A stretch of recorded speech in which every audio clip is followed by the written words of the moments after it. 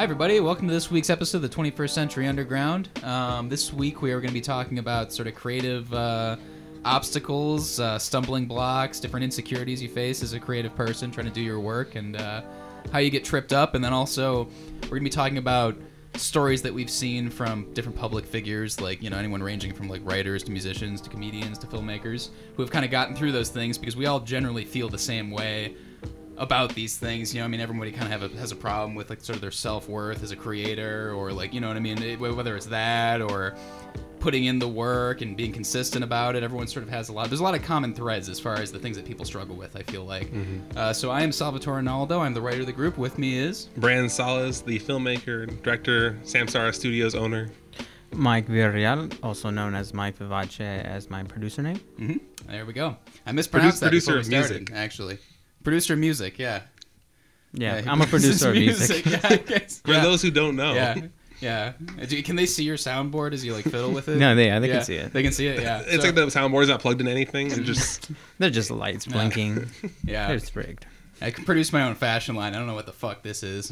Before we begin into our subject, though, last week we had a very special guest on with a local artist. I was just curious, how do you guys think that went? Like, how'd you feel about that?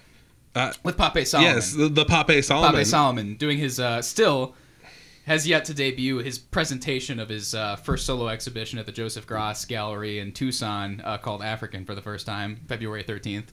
I believe when this airs, it'll be tomorrow that his opening is. Really? Wednesday, Thursday. Is it Thursday or Friday his opening is? Oh, well, it opens. Yeah, it opens on the 30th, but he presents on the So yeah, on the this will, 13th. I think this will show on the 29th. Yeah, so you can go see that actually Tomorrow. if you're in the Tucson area tomorrow. If you're listening to this Yeah. debut day, it's Pape Solomon's fantastic art show will be January 30th to March 30th. 26th, maybe? You can Yeah. find out It's online. late Yeah, March. Late March. Well, If you go to his website, Yeah. papesolome.com, that has all the details there, Yeah. or his Facebook page, facebook.com/Pape Solomon. We will make the resources available to you. But nonetheless, But yeah, how did you feel? I Yeah. really loved that episode. I thought it was good. He Yeah. said some really good, inspiring things, and I feel like, I enjoyed listening to it afterwards, and Me then too. hearing people's reaction to the episode was nice. So It was nice to have a guest on, yeah, and to be so, I don't know, doing an interview, it's like a different thing. It's a completely different dynamic there. I mean, we were just sort of, the three of us were sort of just asking him questions. We had a little bit of input here, but it was interesting to hear somebody else's story rather than kind of being in our own echo chamber, you know. So I enjoyed that. So you guys want to get into the substance of today's Let's get into episode? yeah, let's do it. Let's get into the chops. We'll Okay. talk real stuff. All right, cool. Let's do it. So, so basically what we're going to be doing first, I don't know who wants to begin, we're going to talk about sort of our personal connection to an influence of ours who's struggled with sort of a creative problem or like an emotional problem publicly, and they've kind of told their story. And by hearing that, it's sort of helped us on our own journey, not even just as like, you know, like a creative entity, like as a writer or a director or a musician, but like as just like a person, you know what I mean? Because that'll flow into your work, you know what I mean? Because that's what I find, you know, if you have emotional hangups as a person, they can both hinder and fuel your work. It's kind of interesting, you know what I mean? But typically ones involving like, I don't know, like self-worth in particular is a big problem, because that'll like, you know, you'll be like, man, this shit isn't good enough, and it'll be hard to kind of put it out there. But there are different like hang-ups like that can hurt your work. And then there are other ones that obviously can fuel you too. So I mean, we might as well even talk about those too if anybody's got one. And then, like, I think it's often really hard for artists, especially, to talk about their creative issues, because you're constantly, especially in the day of social media, you're constantly having to present yourself as a success. Everything you're doing is a success. Yeah. Everything you're doing, whatever you're doing right now, it's the best shoot. Yeah. Oh, yeah. Yeah, right, yeah. Totally. No, I was just going to say, my favorite Instagram posts are the ones that start mid-sentence, and it's about, like, an update on what somebody's doing. So many amazing things happening, you know. Stay tuned, guys, all my followers. It's like, everyone cares. Everyone's going to stay tuned. And it's tough. It's tough to be, like, straight up like, hey, I'm having a hard time being creative right now. Yeah. And Which I think is more valuable, because when I see that, it's actually a lot more Inspiring. And not just like, you know, you do 36 like relentlessly psychotically positive posts, you know what I mean, that are like really well curated, and then do one single dump like, hey guys, it's time I got real with you about talk. some stuff, and it's kind of like still curated. But like when somebody's like real with you about what they're going through and how they feel and how their work is affecting them and how their success or lack thereof is affecting them, I think that's really valuable. Well, you know? actually, that's often why I really like tell-alls or autobiographies done later on in a creative's career, because by then they're much more open to being honest about all those times where they're struggling. Whether if you're asking them in an interview right during that middle of their struggle, they're gonna be like, "Oh no, everything's great." Yeah. So I always appreciate hearing that from people when they talk about the real stuff. So. Yeah, precisely. So I don't know, Brandon. Actually, I was thinking. So I think I have an idea based on that comment what you're going to talk about. Usually we start with either me and Mike because we're on the outside of the circle here. But do you want to? Yeah, I'll go right in the middle. Yeah. Okay. What is it that's has inspired you as far as I guess I didn't hang-ups, struggles? I didn't talk to you beforehand, right? I talked a little bit to Mike about it, but yeah. Yeah, so for me, someone who's kind of definitely helped inspire me and motivate me when I'm feeling not so creative or just having a hard time. I was having specifically, I guess the time period I'm talking about was while I was in college, I was struggling financially, which will kind of be my theme of the day, the finance portion of things. The one difficult thing one of the many difficult things about filmmaking is it just requires resources. That's all there is to it. It just requires resources. Even if you're doing something really simple, it still requires resources. You still want, and for me, I find it really important to feed my crew. I think it's important to have a crew. I don't believe in doing one-man band stuff as much as if you can avoid it, you need to avoid it. And so all those just require resources. That being said, I was going to make a stupid comment, but I won't interrupt you. Go ahead. That being said, when I was in college, I was doing the college thing. I had no money because I was in college and I was working only part-time. And then, the part-time I had was very little money. So I was just kind of making it by. And thankfully I had access to school equipment, but I was definitely in a creative negative. This is a time period. A doldrum of sorts. Yeah, this is a time period where me and my boy, Salvatore, were apart because he was still back in Texas. Yeah. And so I was just trying to keep myself creative and on my same track without necessarily having a lot to hold on to where I was at.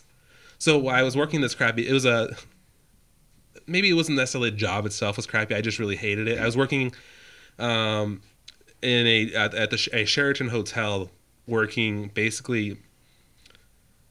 I was supposed to be turn down attendant. I was working housekeeping, and so parts of your job were literally shitty, though, to be clear. Not necessarily the quality, but there was shit involved. There literally shit involved. There was human excrement. And that's what it turned into after time. Okay. When I got hired on, turn down attendant means you leave the chocolate on the pillow, you close the curtains.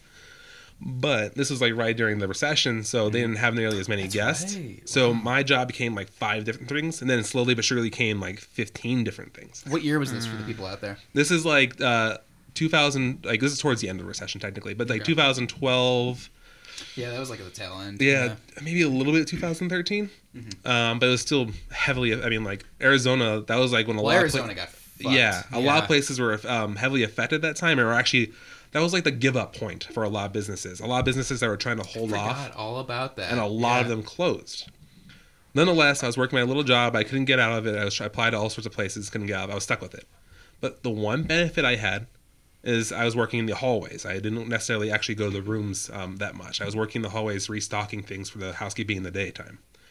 And what I did was I was able to listen to whatever I wanted to the whole time. And I chose to listen to podcasts. And so Kevin Smith, long intro in. Okay, so just to say something, I thought you were going to talk about the Moby document or biopic you just read, the memoir, because you're memoirs, and I was like, oh, here we go, we get to talk about the mobster again. But yeah, go ahead. No, I decided to. Yeah. Well, you know what? The world has left Moby behind for some reason, and we need to talk about him. We need to bring him up. I mean, a beautiful playlist if anybody wants to find it. Yes, please do. Okay, I'm sorry. Go ahead. We're not going to interrupt each other. So Kevin Smith's been an inspiration in my life for a long time. I always loved his movies. They're really fun. They're just funny. Clerks 2 is probably one of my favorites, if you were wondering. They're simple. They're fun. I just really enjoyed them. Dogma, great movie. And then him himself, I just really loved his personality, his character. I feel like he's fairly down to earth about a lot of things. He's not trying to be a big Hollywood whatever. He's just hey, I want to make movies I like. And so for me, he's been a big inspiration in my career. And I started listening to his podcast heavily. If you don't know, he owns a podcast company called Schmodco.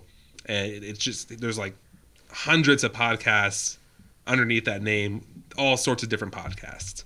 One talking about purely Batman, so on. and I listened to a crap ton of it. He's one that's all about interviewing filmmakers and talking about their origins and blah, blah, blah.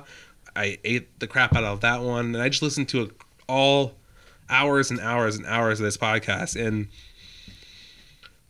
while listening to all that didn't necessarily improve my situation, he talked a lot about, there's just a lot of inspiring elements, a lot of things about him, the way he loves doing what he does. His sort of mantra he has is like, there's a quote by him that for an American dream, his is just to find out what you love doing and then find a way to get paid for it.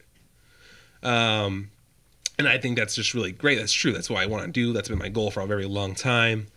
And there you were, cleaning poop. I know. Here I was cleaning caca out of toilet bowls. I was just trying to focus on my dream. Cleaning. I was trying to think of another word for shit, but it wasn't coming to me. But go ahead. And then he also has a book that came out, Tough Shit is the name of it. And I listened to that, and he talks a lot about that mentality of focusing on your dream, even when there's no like possibility, like the idea of making 10 films, all shitty, all hated on, whatever, and still getting up and making another film and never relenting on that dream. Doesn't matter how deep you are in it, and how you could be 50 and still feel like maybe never had actual success, but you're still not giving up on that dream. And that just was a really inspiring thing when I felt kind of not hopeless, just I was very stagnant. I wasn't really moving forward. Nothing was really happening for me creatively. And it kept my eyes on the dream, even though all I was doing was going back and forth from school into this job I didn't like. It just kept me going. So I feel like that's just a really good mindset to have, is going forward. I always try to focus on stories I want to tell, not necessarily focusing on just getting myself in the Hollywood system and telling movies that they want me to tell. I appreciated that. The reason why I got in this is because I want to tell stories, and that's why I'm here. I want to be a storyteller, and the stories I tell are the ones that are once important to me. And literally since then, even though he's a comedic director, since then, there was definitely a strong turn in my career, because before then, as me and Salch were making a bunch of funny videos throughout high school, and then even like... Well, that's when you got into him in high school, not in the college. Okay, yeah. Yeah, throughout like that whole time period, it was like a bunch of more funny videos. That's true, because I feel like... Actually, I can speak on that, because I remember when we first watched his movies, and we saw Clerks specifically, and saw how it was made and everything, and just saw how... I mean, not simple, but how simple it was. Yeah. You know what I mean? Like, that is what motivated us from going from, we want to just put stuff on YouTube and so people will think it's funny. Like, I think our highest aspiration was to build like a funny YouTube channel. Yeah. You know what I mean? In middle school, which is weird, because that's when we were watching like A Clockwork Orange and Stanley Kubrick and stuff, and we hadn't articulated that we actually wanted to make a movie yet. And then... in about 9th grade, I remember when we got into the Clerks phase and like we're just interested in his story. That's when we really felt like it was possible. Like, fuck it, we can just do this. Yeah. This is so simple, you know? Yeah, exactly. And even though he's more known for his comedic stuff, hearing his podcast actually kind of inspired me to change a little bit more of a shift. And I ended up telling the storylines and the ideas I started focusing on after that time period was a lot more serious. Deals a lot more with things going on in the real world. I not necessarily like total dramas, but it's just dealing with topics that are happening right now. So it's just had a profound impact on me, and it kept me going at a time where I feel like I didn't quite have it in me. Mm-hmm. That's very important. I respect that. Yeah. It's pretty cool, dude. Actually, I need to check him out. I'm really into podcasts. Oh, man. He's got a lot. I mean, there's podcasts where it's just funny stuff. It's just him, like Hollywood Babylon is actually probably the most I listen to, which is actually more of just a comedic, fun time podcast. It's him and Ralph Garman talking just about podcast duos are really good. Like if you get a good one, I'll talk about my guy in a minute, but he's got a pretty good one too. It's like they got a good dynamic. Podcast. Yeah. It's funny. That's but like I don't know, like when you were. Huh? No, I mean I was gonna say so like when you were listening to I feel like I had a question there and then I lost it, but I mean like when you were kind of doing your work and listening to these, like I don't know, like sort of because in high school you said it kind of fueled you to do more serious movies and to kind of do more personal stories. Not in high school. It filled me like in college listening to podcasts. It filled me to do more serious. Oh, things. really? Okay. I thought you meant okay. It shifted me a little bit later on to like focus on the stories I wanted to focus on. I guess it was like almost like a mantra because he always talked about that. And this was actually when he was kind of going in a shift in his own career. And then it was just like a little string I had. Like it was like a string to my dream that I had. I got to take with me and listen to while I was dealing with everything else in my life. Mm-hmm. Yeah, it's just like gives you like some consolation to hear. Yeah, why do you think that is? Just like hearing him, like you got an escape from it, but then also like, inspiration at the same time. Or? I feel like it was a healthy balance of that. It was dealing with like it was escape for sure, especially when I was listening to like Hollywood Babylon. But then this idea of someone that was attached to that world that I want to be attached to. Mm-hmm. And then I did also listen to a lot of his more inspiring or filmmaking podcasts as well. And just hearing him talk about the wisdom and wisdom, and then there's like, and he was kind of, again, this is more coming from more of a point where he was in this little slump in his career, and he was making a shift. I won't necessarily say. Oh yeah. Well, that was around the time of Tusk and all that. Like, was when you were listening to him. Yeah. He was kind of making his own shift and to really turning his back on everything he did prior. Well, that's important to mention, because he had done Cop Out and was just destroyed by it because he had done the major Hollywood blockbuster popcorn movie and it just kind of destroyed his spirit a little bit. Yeah. You know what I mean? Because the experience of it. Mm-hmm. So, and it's interesting. It was interesting listening to him talk because like while I actually really loved Zack and Miri Make a Porno. I thought that was actually a really good one too. I think that's for being towards the end of his big comedy run. I thought that was still really great. He doesn't necessarily hate the film, but he felt like he kind of copped out because he basically borrowed all of what's his name's Judd Apatow's crew and like people, and made a very much more Judd Apatow aligned movie. And while it still worked, it didn't feel more genuine to him. And like I still appreciate that. I appreciate that want and desire to be genuine to himself. And admittedly, while I won't necessarily say his movies Red State, Tusk were my favorites. I appreciate that they're important and they're the stories that he wanted to tell. I appreciated that he just tried. I really like that when somebody's just unafraid and will just throw shit at the wall. Because those were crazy ideas, but they were entertaining to me because they were so bold and so like he just was trying. I mean, that's where you can get the results that can come out of that can be like really horrendous or they can be like really fascinating. But even some of those failures can be really interesting to watch. I'm not even saying that those ones necessarily are, but like a really bold failure that takes risks and is just passionate, is fueled by passion, like that's really interesting to watch too. Like that's still entertaining, you know what I mean, on a lot of levels, even if it doesn't quite work. Like there's a charm to it somehow. Yeah, I agree completely. And like you see that musicians who try to be something outside of their normal genre, or even like comedian actors. We just had Adam Sandler going and jumping off his whole thing and doing Uncut Gems. So I don't know. Did you ever see the podcast with the most recent one was really good, but Joe Rogan and Kevin Smith? It's so interesting. Like they're actually really good because they seem like they're like diametric opposites in some ways, but then also really, really similar. Like it's like really interesting to listen to. Like they were just talking. Yeah, I don't know. It was cool. And then Kevin Smith was talking about with the newest Jay and Silent Bob movie, like how he'd kind of done this almost like like the way they're touring it rather than showing it like in a wide release in theaters. There was a lot of interesting. It was an interesting conversation for sure. And then Kevin Smith was talking about his diet, like kind of how he went to veganism, and he's gotten like really serious about his health, which I think is inspiring to a lot of people too. Because he had a heart attack, almost died. He had like the Widowmaker heart attack, I think. So and he survived. Yeah, and he's out there getting ready to tell more stories again. Yeah. Joe Rogan's convincing him to lift weights, like do like light weights, like 3 times a week, to like what I mean, just to keep his health up and his endurance and everything. I was like, that's good. Yeah, he's skinny though. Yeah, no, he really is. Yeah, really. I need to check him out. I need to check out that one too. All right, cool, man. Shout out to Kevin Smith. Yeah, Kevin Smith, my homeboy. He's my first inspiration, really. Yeah. All right, who's next? I guess I'll go. You go? Okay. Yeah. I'm willing to go, but if you'll go, I'm okay. All right, I'm gonna go. Yeah. So similar to Brandon, about kind of like things I that inspired me, but also like gave me an awakening to life. What Nikki Sixx,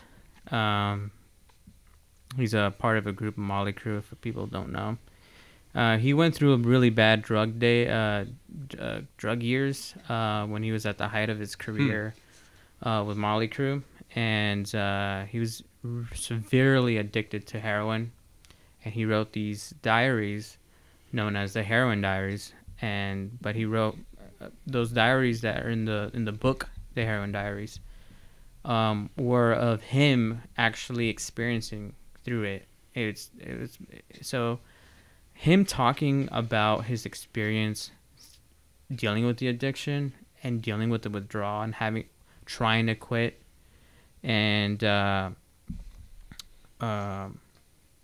being do you guys know what the drug they use to methadone that try to lean you out of heroin? Well, you read the book, Sal, but I've read pages. I didn't. I know. I've seen it at work for years, and I've paged through it. I thought you read. I was gonna say. I was like, yes. He's thumbed through it. Yeah, right. Yeah, no, I haven't read it. I've read a lot of books on heroin, but I haven't read that one. I mean, he talks about like him just like losing all his veins collapsing. He lose teeth too, and I don't know if he lost teeth, but all his veins collapsed that he can use that he had to shoot up through his dick. And like when you're that severe and the addiction is crazy, and then when he was using methadone to lean off of it, he got addicted to that and meth. And I hear that it's kind of on a common trend for people. I heard methadone has really sketchy rates of success. But how he described the use of methadone, he felt like he was cheating on his girlfriend. Heroin was his girlfriend. And so when he did it, he felt like he was cheating, like he was having fun. But he was cheating with his real love. And it's just so crazy to think about the psychology of it. And back in the day, in high school, I was super into drugs. Like people wouldn't really consider weed a drug, but I was super a pothead, like 3 times a day, like lots of pot. And when I couldn't consume pot, I consumed like pills and stuff like that. But that kind of woke me up to the fact that you could be doing more. I could be doing more and go into this rabbit hole that he's in. And it kind of put me on the limit. It's a short step from doing what he's doing. Yeah. I was just like, I could go down this path. And so I was just really like thinking like, I don't want to do these. I'm not going to do these. There's a limit to what I'm going to do. And I kind of stayed within that realm with, prescription pills and weed. And so it kind of it woke me up like, I can lead to this point. And for both of what we experienced, a lot of people who consume drugs and are addicted to drugs,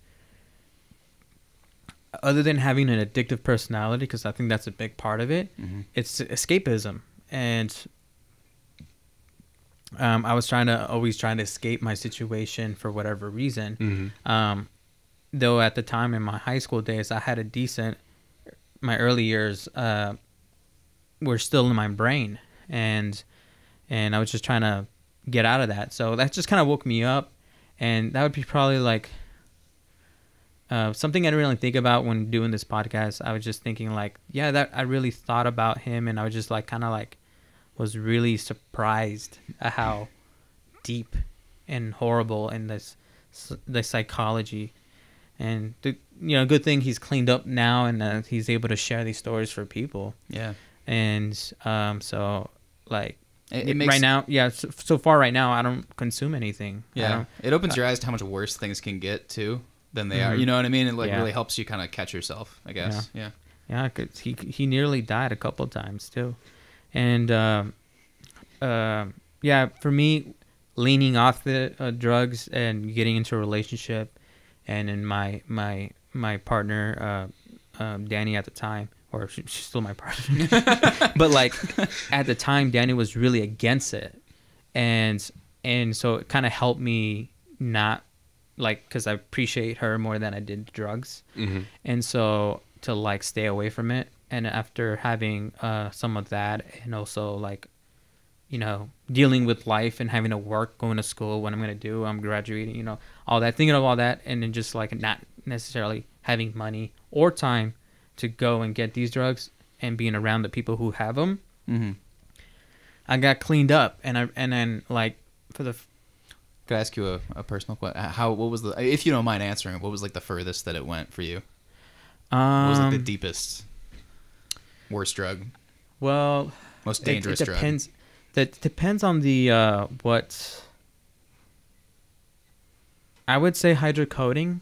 Okay, that's basically heroin. Yeah, because I nearly OD'd one time, and I've done salvia. It's a hallucinogen. That used to be free, or that used to be legal. You could just buy it at head shops. Apparently, that stuff is fucking crazy. I've never used it, but I talked to people who had. There was somebody who was convinced that you think you're in a completely different place. Like yeah, it's weird. Yeah, it's a weird one. It's like DMT almost. It is the weirdest thing I experienced, because usually people just smoke it, but no, you're in you're in a fully like fleshed out video game or something around you, like in a complete freestanding. The world. Guys I was with wanted to do bong rips, and so I just didn't want to feel like a pussy, so I did it. Yeah. Hence peer pressure. I didn't want to do psychedelics because doctors warned me since my mom's schizophrenic, like certain drugs can affect my psyche, especially as I'm young. My brain's still developing. So that being a fear, I was trying to stay away from psychedelics and stuff. And but yeah, I that peer pressure, I did it, and it was horrible. I would say that was one of my most horrible experience. But yeah, a lot of people don't know out there, especially some family members. I know you're gonna see it eventually, but I almost OD'd on hydrocodone. I just felt like getting really sleepy, and just like I couldn't stay awake. Like I knew I consumed too much that night. Yeah, and just going to sleep and just kind of thinking like, if I wake up, I'm gonna not do this no more. Wow, that's powerful. Unfortunately, I did a couple times. Yeah, but I never took it to that level like I did that night. Yeah, but I cleaned up, and I actually I don't find a need for it no more. I find life and other things that I brought to me more exhilarating than what I was consuming back in the day. And I feel like I could think clear, and being on weed really fogs up your mind. This is my personal experience. People have their own opinion on weed, but I feel like it really stunts your emotional growth. I can see that, because you're feeling nice, and sometimes you don't need to feel nice, and you need to deal with whatever you need to deal with. So me getting off of that and all escapism, I felt like shit. I felt depressed. Other than those symptoms of withdrawing, like I had to actually deal with myself and deal with my problems. And I was always searching for like a solution, and that's what got me into podcasting. Similar to where you were going at, is it was first consuming the TED Radio Hour by NPR, and they just kind of talk over TED Talks and just learning, and I just started consuming all this content, just trying to learn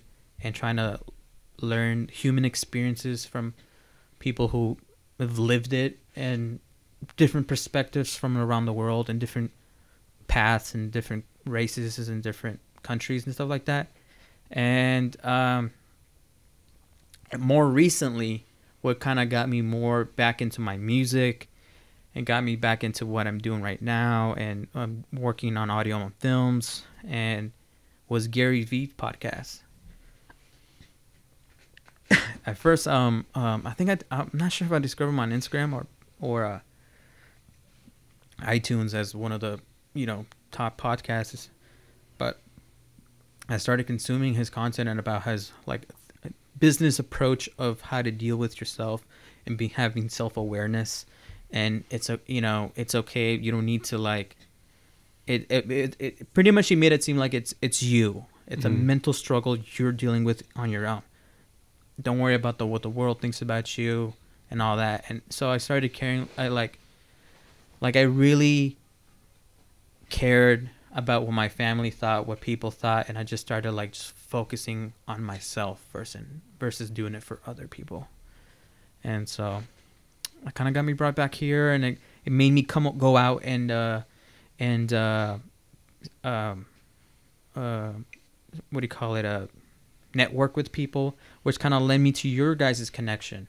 I was like, oh, I'm gonna hit up Julio. He's doing film. He's doing creative stuff. I'm gonna hit him up, and then he invited me, and then I met you guys. Was that at the downtown bar? I forget what his name. Gracie's. And then I said, oh yeah, I actually I'm out here producer and one of my biggest inspirations to do film. And I jumped on that shit. Yeah. And he's like, hey, actually, I need someone. We're talking behind someone's back, like literally, because someone, I think it was Marzano was right here. Yeah, she was like leaning forward talking to somebody else, and I'm like this talking. Yeah. And I was just like, things started opening. Do you know why this started? It's funny that you say that, but I think the reason that we're sitting here right now, honestly, like a big part of it, is that one day we went out with Julio, and he was testing his new camera. We went to Lux, remember that one night? We walked over there, and we were just sitting there talking. We were like, hey, man, you listen to podcasts? I was like, oh, yeah, I do. I really like them. I listen to like these ones. And you were like, you want to do a podcast? And I was like, yeah, that'd be cool. Do you want to? And then like within about a month, we did that first like failed one. Yeah. But that helped kind of put us on the route that we're here now. You know what I mean? Us. Yeah. And like you were just sitting there and you're like, I got the equipment. I'll fucking hook you up with a podcast. Let's do it. You know what I mean? We planted the seeds. You know what? I was actually kind of like fucking with you. Yeah. No, I was serious. I was like, really? I really would love to do a podcast. But at the same time, I was serious. But I wanted to start one, but I wanted a crew. I'm a crew kind of guy. Yeah. So roll in the crew. So that was my thing. My two main guys, Nikki Six. Shout out to Nikki Six, and Gary V. People know Gary V. What was I guess with escapism is probably your answer, but I don't know. Talk to me. Like, what was like probably the hardest thing, and when did it stop becoming hard after really cleaning yourself up?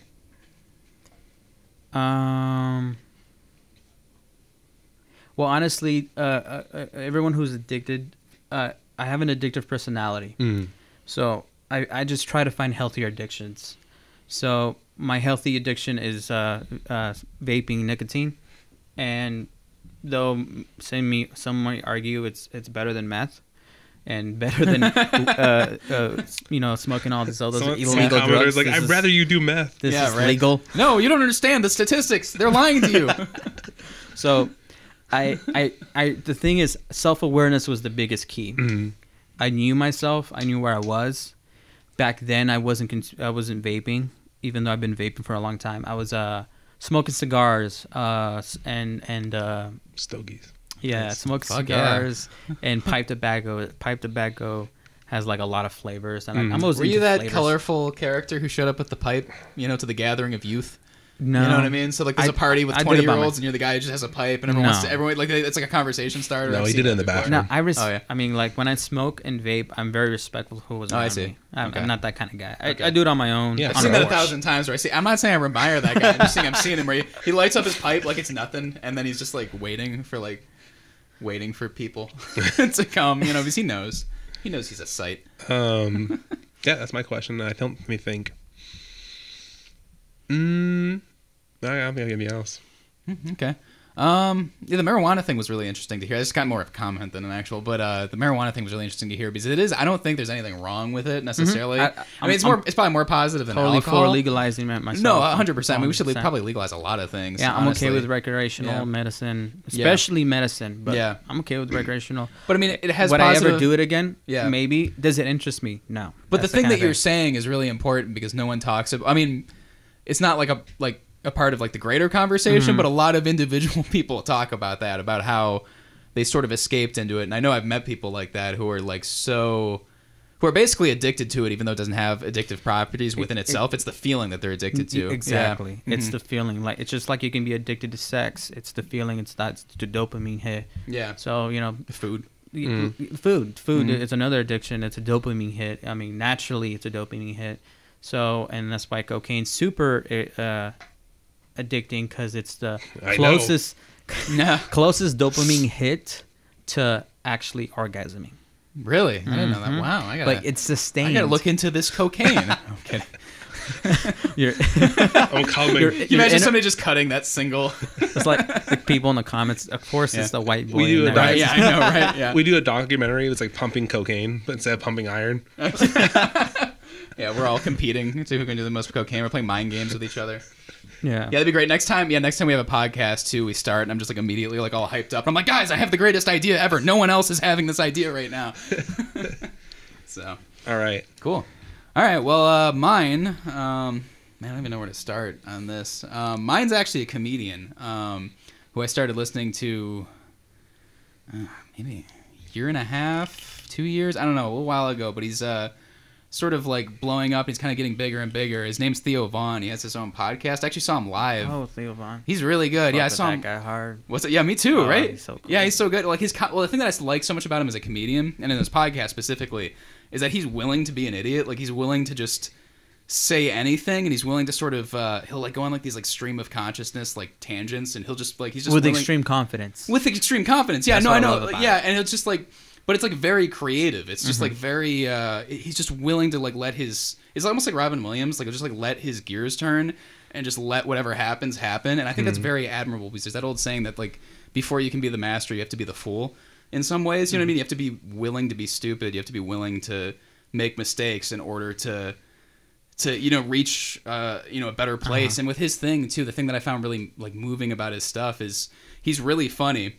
Like, it makes me laugh a lot when I listen to his podcast. Then he's got his podcast with Brendan Schaub, who's a former MMA fighter who became a comedian. Because he's like, I got to get out of this. Like, I got a family, and I'm going to get my brain punched up. And, like, you know what I mean? I'm going to get brain trauma. And they have a podcast together, and it's really funny. Like, to hear them, like, rip on each other is, like, really good. But, yeah, no, the thing that I like about Theo's podcast is, like, he's just so open in, like, every way. And he tries to be as honest as humanly possible, like, with his audience, like, what he's going through. And he's in the 12-step program. Because he had an addiction to alcohol and cocaine, and he was like, it was like really bad. Like some of the like the stories that he had, like towards the end there, he was like in a cab in like North Harlem, and the cab driver and him were doing cocaine, and like the cab driver got like a prostitute who may have been a man, he wasn't sure, like in the back, and then at one point he was driving the cab, and he said he said that he was so fucked up that literally the thing that made him pull over, it wasn't that a cop had passed them at one point, it was that, wait a second, I don't have a commercial driver's license, and he pulled over and ended up just like leaving 100 because the meter was still running this whole time they were partying in the cab, and he left like $100 bill on the seat after like arguing with the guy a little bit. He just left and found another cab, and he was like in North Harlem. This awesome. Yeah, I've seen this, and This Is Not Happening. Yeah, that was on there. Yeah, he talks about it in a couple podcasts too. YouTube video. But it was like it was excellent. But yeah, no, the thing that I like is he's like very just honest and open, and he's like sort of like he'll have like these like you can look it up on YouTube. He'll have like these very real moments where he like describes how he's feeling with his fame and his success, and he'll willing to just kind of tell you everything because like he did 12 steps and he's just trying to become a better person so we can figure out why he was so addicted to alcohol to begin with and just act more out of it. He says that a lot. He's like, I'm trying to like act as much as I possibly can out of a place of love, and I'm trying to kind of reach that, so I got to let go of like judgments and resentments. And he really analyzes it like really honestly when you see him talking, like he just face to face with the camera just talking at you at the audience. Like he'll take calls from usually what sets it off is he'll take a call from a fan, and then they'll, say like one guy was struggling really bad with alcoholism, and he'll be like really real, and he'll put himself in that place to like be vulnerable and to kind of try to be as honest as he can so that people can, see that and kind of, I don't know, benefit from it somehow. Moby suffered from alcoholism. Oh, we did? Yeah. Oh, good. Well, Moby's great too. But yeah, no, but he's just like, I don't know, he's just very honest in that way. And it's just, I don't know, the way that he's willing to kind of, I don't know, be that honest and open. It's like very helpful, and a lot of it has to do with like self-worth. And he like, he's like this like great comedian, but like he talks about like, he always feels like, he's like not good enough, or he's like somehow like a bad person. And I remember there's this one podcast where he was actually talking to Brendan Schaub and Brian Callen, and they have their own podcast that they do called The Fighter and the Kid. And he was talking to them, and like they just didn't know where he was coming. They're like, dude, like we don't see that at all. You know what I mean? Like you're really great. You know what I mean? But it's just interesting to see him go through that stuff because it's like stuff that everyone feels and everyone goes through, but it's like, I don't know, he's just like trying to be as honest and open and transparent about it as possible. And it's just, I don't know, it's really helpful. And like, when I was listening to him a lot, like about like maybe, I don't know, like 6-7 months ago. Well, actually it was probably longer. It's probably like around like April or May. What's up? How old is he? He's like 38. Okay. 37, 38, something like that. It looks good for a 38. Yeah, he actually looks pretty young. But yeah, no, I was listening to him a lot, a couple months ago. I'd like just started a new job, and I had some like deaths in the family and stuff, and I was like having some like extreme like anxiety, you know what I mean? Like I had like panic attacks and stuff like that. And it's just me, or is it really hot in here? I'm actually kind of cold. Oh, kind of warm.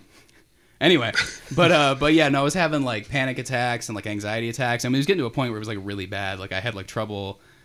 I don't know. Like, I mean, I was able to go to work and I was able to function. I was able to see people, but like I almost was afraid to get out of bed some mornings, and I was very, I don't know, I got like really sedentary because I was just worried I was going to go out into the world and have like a panic attack, and I wasn't going to be able to control it, and it was going to be this overpowering fear. And just hearing him talk about his problems and his issues and trying to work through them honestly so he could be like the best comedian that he could be and be the best person that he could be, something about it was like really beneficial.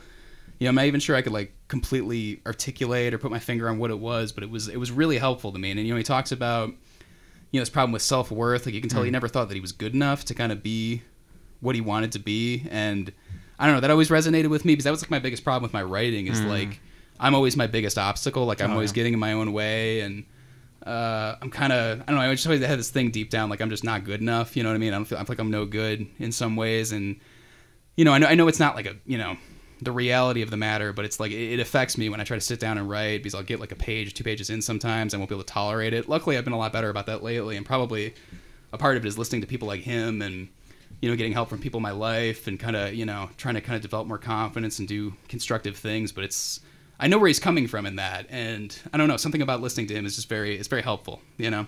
So how would you say that, like, and so that being all said about his really intense openness, have you tried to kind of, I mean, to be fair, I knowing you, I already know that you're a pretty open person, but have you, I don't know, tried since those podcasts and all that and dealing with that, purposely try to be even a little bit more open with? Oh, yeah, no, I was thinking to myself, like, I really wanted to get into that, so I'm glad you asked that question, but, yeah, like just as far as like how open he is, like specifically like in his art and then like on his podcast in particular, like I was definitely thinking about that with this. Like it's definitely inspired me a lot.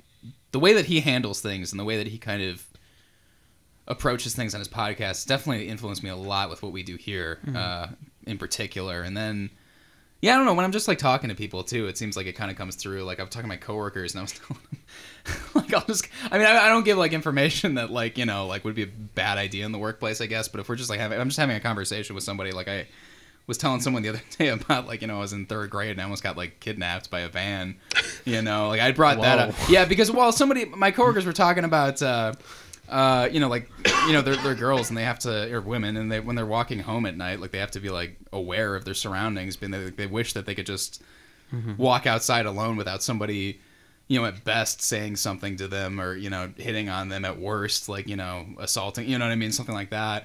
And, you know, and I was talking about, you know, it's like I've always kind of been mindful of that. Like when I see like a girl, you know, like walking alone, you know what I mean? Just like to, you know what I mean? If you're hiking or something, or, you know, I mean, usually like when I'm hiking, I'm like, well, I mean, sometimes it's just me and Brandon actually. So yeah, it's something to be mindful of then. If you see like a single girl or something, like, you know, just let them get some distance, you know what I mean? Because obviously it's like a threatening situation to them because they're alone on a hiking trail and the two of you. And the reason that I am probably so mindful of that is because I had like a van follow me when I was on my bike alone when I was like 8 years old in New York. And the dude was definitely watching me. Like I remember his face and everything. Like it wasn't just like I have anxiety and I have like paranoia to some degree, but like this dude was like actually, and it's so weird too because before it happened, I was riding my bike around the neighborhood and it was just a circle like between my house and then around like the subdivision, you know, back. You lived in New York?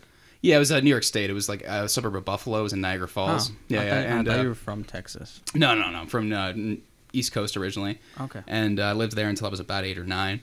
And but yeah, I remember I was riding my bike, really little, and I had a fear of being kidnapped and stuff like that. You know, beforehand, just from things I'd seen on TV and what adults told me. And yeah, no, I remember I was riding around the block, and I was just, I mean, given how small I was far enough away from home that it was gonna take some, you know, some moving to get back.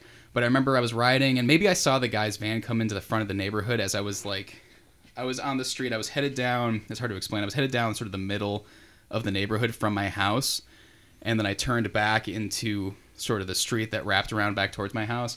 And maybe I saw the van coming in then, but I remember riding my bike, and I saw some kids playing hockey in their driveway. And it's not like me at all. I was very shy to ask if I could be involved, but I had this serious feeling deep down, like I should really ask them if I can join, because like, I don't know, something like I felt like something wasn't right, you know what I mean? And I was like really, I don't know, I had like this like feeling deep down. It's like I should ask them. Like I was really considering it too, which was not at all like me, you know what I mean? Like I feel like as if I would have felt safer in that group with them. And I was like, no, I'll keep going because I don't want to, you know, talk to these people I don't know that are involved in this, you know, sport and everything. So I kept going. And then, you know, as I was probably turning the corner, you know, then I had kind of like an L shape basically to get back to my house. You know, I think I saw the van kind of come in, and then this dude was slowly following me. And I remember stopping at one point and turning and looking at him, and he was just staring directly at me. And this van just sort of he stopped slowly. I mean, yeah, he was just slowly coming after me. Yeah, he was like, it was like clearly I was the. How close did it get? He had some distance for sure. Like he didn't get really close. I would have really freaked out, but I was like, I don't know. I mean, there must have been maybe 20 feet or so. Like he was down. It was faster than I could move on my bike. He could move that van clear. You know what I mean? Could have caught, you know. And I remember making eye contact with him and seeing him, and then just being like, I don't know. I think I just went at that point. You know what I mean? And I got back to maybe he was like aware that I was spooked or something, and because I remember getting to my house and then the van passing really quickly by the house and going out the neighborhood. And I told my sketch. Yeah, super sketchy. And I told my mom, and she was like, looked nervous. She was actually luckily out front gardening, and she was like, yeah, just stay close. And I didn't go out on my bike after that for probably about like a year and a half. Like Whoa. I didn't probably until I met Brandon. Like I don't think I went bike riding like in a neighborhood until I moved to Texas. You know what I mean? I was like paranoid at that point. You know what I mean? And and it was funny too because all my family members were telling me that I was overreacting, and they're sure it wasn't, you know, that, and I'm nervous and all this. So and I was like, I knew what it was. Like I was, I don't know. There's a difference when you see something real and then something that just makes you nervous for like a day or, you know, a couple hours. You know what I mean? Yeah. Like there's a definite difference, and like this was something. You know what I mean? So you shared this story to your coworker. Yeah, like I'm willing to tell people that. And how did they react? Were they were just like, saying, oh my god, yeah. They were whoa. just shocked, but like, you know, like usually when I tell people that, they're like shocked, but like glad nothing happened because it's like the best case snenario is not good, you know. Yeah. And best case scenario. I mean, best case scenario. Worst case scenario. I mean, I wouldn't be surprised if it was like a human trafficking scenario. Like like, you know, looking back on it. But yeah, no, I'm like willing to tell people stuff like that. You know what I mean? Yeah. I don't know. I don't think it's helpful to be open. I don't think it's helpful to be non-communicative. Definitely. And, you know, I've had conversations with people about anxiety and stuff like that because I've had like panic attacks, and I don't know. I try to be as honest as possible, and like he really kind of, I don't know. Like I've had a lot of heroes that were like that, but I feel like Theo Vaughn in particular. I mean him, and then like a lot of the podcasts I listen to. I think Joe Rogan's probably like that in a lot of ways too. But Theo Vaughn in particular, he's very positive about it. Like it's That's cool. moving towards I want to be the best person I can be, and I want to judge people as little as possible, and just be the most loving that I can be, so I can treat myself and other people well. You know what I mean? Yeah. And that's kind of what he's approaching, and I think that's good for art. That's good for life. You know, it's good for everything. And I think that's just, it's when I see him talk, like I know that he means it. You know what I mean? And I really appreciate it. You know. Here's my question. Similar to, if you don't mind me asking, is when was your last panic attack? And why do you feel like? I mean, today I got a little edgy. 'Cause I think I went to the gym and I kind of like exhausted myself, and I don't know. I have this is really irrational, but I have this fear sometimes that like when I'm like really tired or really exhausted, that like my body's shutting, like kind of like what you said with the drug thing. Like I'm almost worried I'm just like about to have a heart attack or something. Like, but I usually know better, so I don't like feed into it. And I'm like, you know what I mean? Like it doesn't kind of go that route. Yeah, you psych yourself Yeah, out. but usually, you know, now, I mean, whereas like months and months ago when it was like really bad, and that was my worst patch ever, was probably about like 6-7 months ago, because it was just reoccurring. And I mean, I was really afraid to leave the house sometimes. I was just kind of like trying to sit in my comfort zone. And I mean, I made myself do it because I knew ultimately, like if I let this affect my life that much, that I can't work and I can't go out and see people, and I can't go, you know what I mean? I can't see my girlfriend, you know what I mean? I didn't want that to happen, you know what I mean? Was it like a form of agoraphobia too? I feel like, you know, I've heard of that, and I was reading a lot about that and why that happens, and it has to do usually with like a fear of mortality. Like usually, apparently it'll happen mostly to people in middle age who've had like heart palpitations or heart trouble. They'll start to experience agoraphobia because they don't want to be out in a public place when they collapse, and you know, they're like afraid of the embarrassment of a heart attack. I mean, that's one of the typical examples. But with me, it came from a fear of mortality like that. So I think agoraphobia was probably tied up in it a little bit, because you know, get even more open. My cousin was murdered in September of 20. It must have been was it 2018? Yeah, it must have been 2018. And yeah, 2018. And then my grandma died the very next month. And then we went up for her funeral.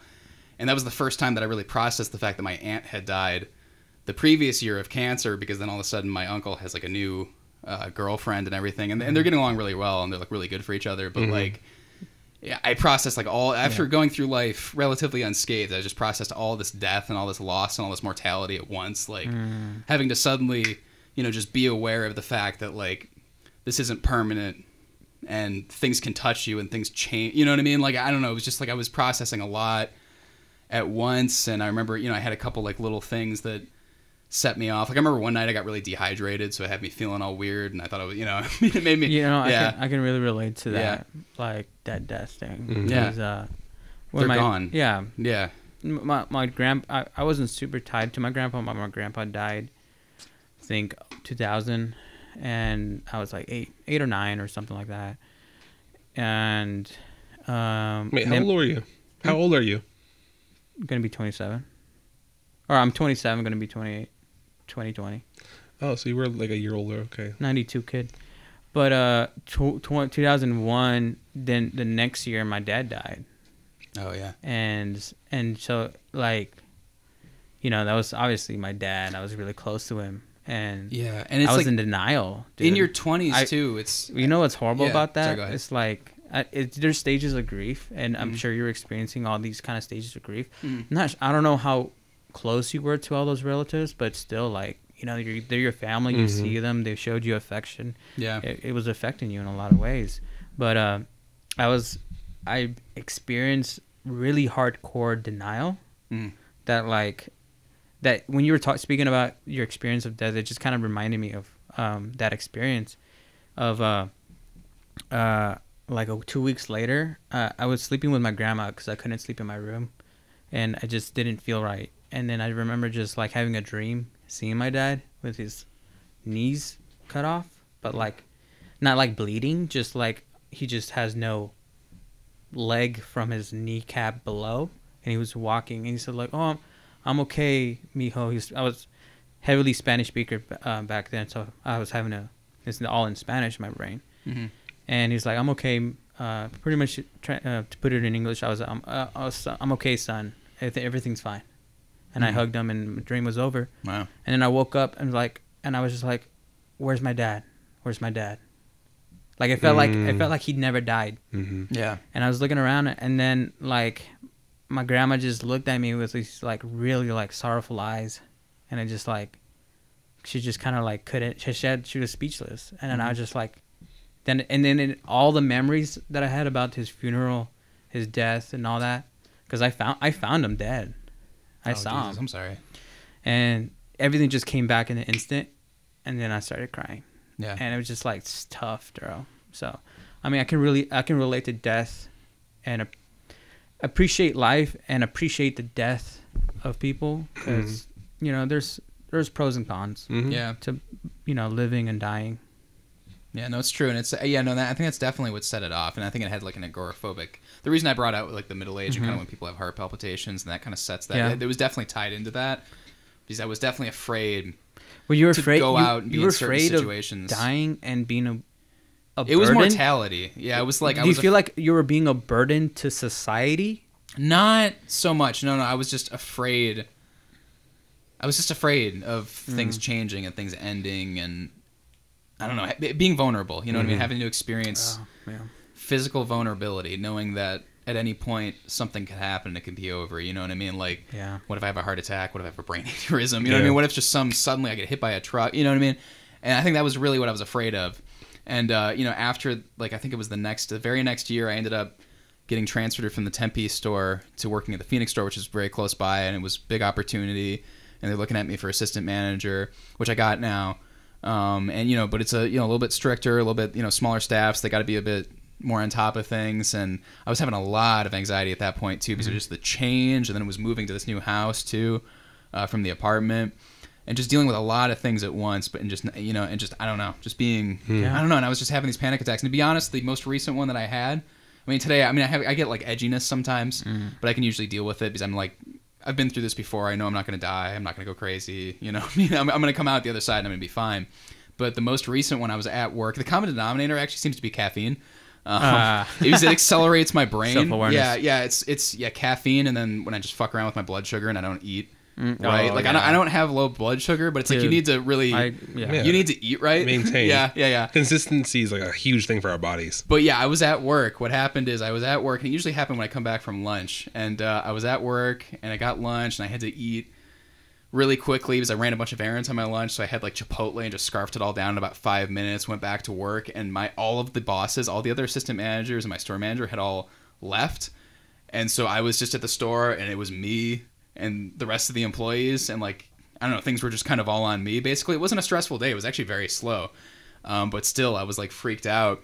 And I ended up having a little bit too much coffee. You know, I had this burrito in like 5 seconds, and my brain was accelerating. I ended up having to go outside, and I ended up calling somebody and was just like, I just need to talk for a minute because like I'm freaking out. And like the panic attacks in particular, anxiety attacks are one thing, but like with the panic attacks, when it's like the full on, it's a really scary feeling. Like you feel like you temporarily lose your mind to some degree. You have complete control over everything. Like you complete control of your body and your mind. You know what I mean? You're actually pretty, you know, you're not going to do anything. Like you're not going to pass out or I don't know, you know, go crazy and go buy a bunch of lottery tickets or, you know what I mean? You're not going to have like amnesia or like a blackout or anything, but you feel like you're going crazy though, because you just feel strange. All the blood is draining out of your brain, and it's redirecting to your limbs because your body thinks it needs to run from a threat.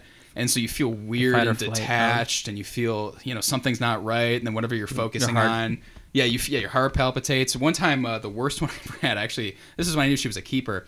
I had it with my girlfriend. I just had a panic attack one time when we were at our house, and I just started freaking out. And I started actually convulsed a little bit. Like my body was shaking like a little bit. Not like so intensely that it was like I had epilepsy, but it was, you know, very, you know, and she just kind of sat with me until it was over. That was when it was at its worst. That was a while ago. But yeah, the panic attacks can be really bad. And you just feel like this, it's like your vision doesn't necessarily tunnel, but it feels like it's tunneling because you can't focus on anything except the terror. And it just feels like your entire world is caving in on itself. Like one time I used the analogy, it's like, you know, the bottom of your head, like the trap door opened and your brain is just falling through black space at, you know, high velocity. You know, that's what it feels like. But that probably a couple days ago, and it passed, and I was okay. It was just kind of an unusual situation. I actually talked to I have a therapist, and I talked to her recently. She was like, yeah, the common denominator in every case that you've told to me so far has just been coffee. Like, you're just drinking way too much of it. Maybe try decaf, because that has caffeine. It just doesn't have a lot of caffeine. I was thinking tea. She'd suggested herbal tea would be really good. So, but problem solved. So, and I didn't mean to like turn this into anxiety, and I almost got kidnapped as a child, and I feel shitty about myself sometimes. We keep it real. Yeah. But underground, we keep it real. You know, that's like why that's kind of the thing that he helped me through. Listening to his podcast, hearing him be honest and transparent about his feelings, and working through his 12 steps, and I hope whatever we're saying about our own stories, a viewer, a year or a day from now can really relate to us, and just throw us you can always throw us a DM if you have any questions about our experiences that you need help with. I think we'll both all respond to any, for sure. And maybe someone who's been like going through one of these things, and you can share this with them, be like, hey, like, it feels I heard something about this, and honestly I gotta tell you, like, when I was in the worst of it, like really in the weeds, like, it felt like there was no way out of it. You know what I mean? I know that's the case with depression, too. Probably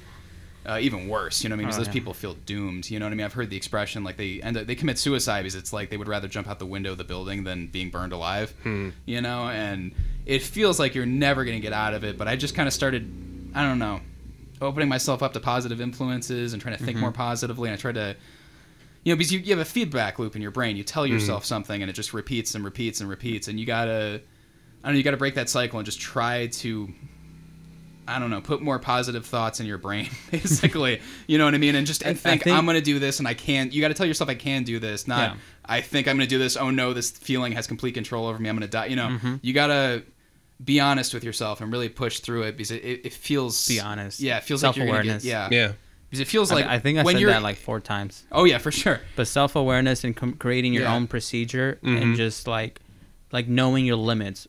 Like, I know I had an addictive personality, and I know I see myself getting attached to things, so I try to focusing on things that won't really like harm me too much, like smoking a little bit of nicotine, and yeah. I mean, one of the big things you can do is taking self checks. Like, at the end of a long day, or even after a panic attack, after an episode of feeling depressed or whatever, reflect on it.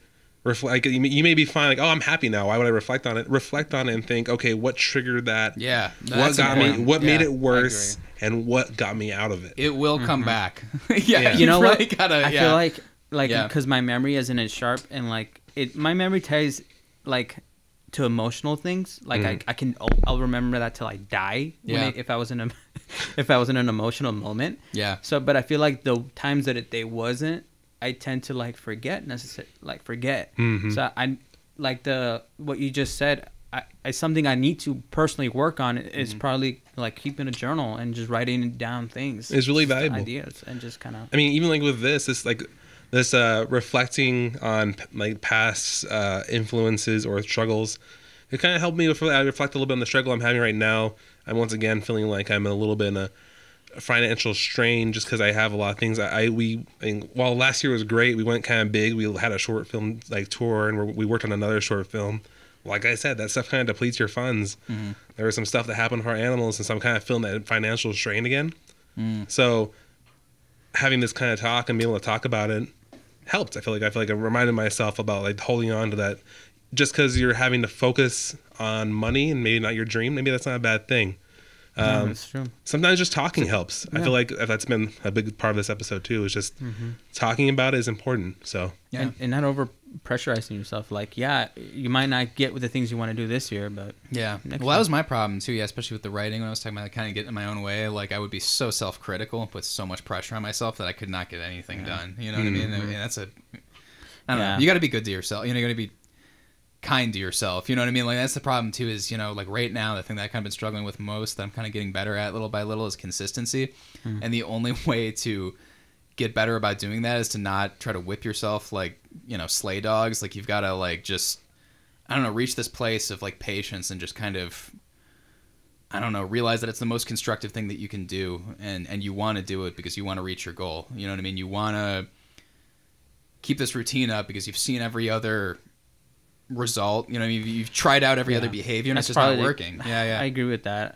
Consistency is a big thing. Like that's probably my biggest struggle is consistency. And just I think starting like is the biggest. Starting is hard. It's terrifying. The blank space that you've got to fill with you've got to lift the weight of that thing that doesn't exist yet, and then see it through. I was talking to some family members earlier today, kind of thinking of what I'm going to speak about in the podcast, but just to make this brief, I was gonna.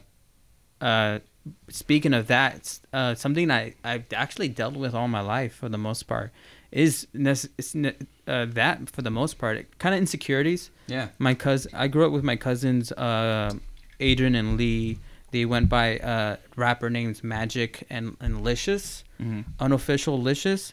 But they rapped, and I grew up with that, and they were making beats, and that's kind of what got me into music, and I wanted to rap too, but I always felt like I started feeling like insecure and like I didn't like to write, but like the desire was in me, but my actions said otherwise. Yeah. So I feel like that sometimes today. Yeah. Like we're like this in my brain. I'm like, yes, that's what I want, but like I relate emotionally, to that a lot. Physically, I'm just like.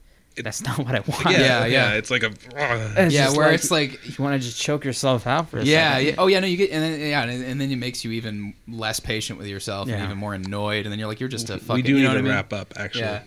All right. Well, that was I had a good time. We broke some barriers. We got we had under the skin of 21st century. We got into the real talk. I feel like today we did a good job of really sort of exposing things. In the way that we've been trying to do for since we started. We really got that opportunity to kind of have like that really deep conversation about like creativity and life, basically. I mean, this isn't even just we don't have to put that stamp on everything. Like we're just talking about being people right now, basically. So I think this is just the beginning. Like I want to keep that dialogue open for our friends and viewers and family members to always like keep that talk alive. I feel like people stray away from being able to talk about those kind of things. I gotta say, I know in the world of social media, sometimes it feels like you can't talk about when you're not doing so well. Yeah. But find a way to talk about it. It's so weird, isn't it? Because it's like everyone's like presenting themselves, but at the same time they're like #mental health. But you know oh what my I mean? God. You know, like it's like a trend. I appreciate when someone is real, a marketing trend. and like I just root for them even harder. Yeah. Like right. I will die for their success. Yeah. Kind of thing. You know yeah, what I mean? that's how I feel about Theo. Actually, I'm like such a good guy. Yeah. You know what I mean? Like I can tell his heart is in the right place. Like every time I see him, and the thing is, like he's willing to say anything.